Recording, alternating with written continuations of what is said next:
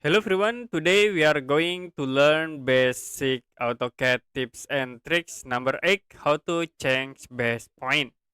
So as example, I will draw rectangle and then I will copy this rectangle into this point. Now if you want to move these rectangles like from this point and to drag from this point in this second object, you can use the move tools, press enter and select the objects, enter again. Now for base point, I will click at this point, and the next we need to change for the base point in here into the corner of this object. You can press shift button, hold, and then right click, choose from.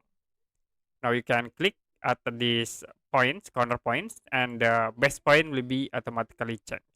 Now you can click into another area or you can set by using value. Okay, to change again, you can press shift button, hold, right click, and then choose from. The next I will change into these points and you can move again like from here to here. Okay, that's it for basic AutoCAD tips and tricks number 8, how to change base point. If you have any question about tutorial, you can comment below this video.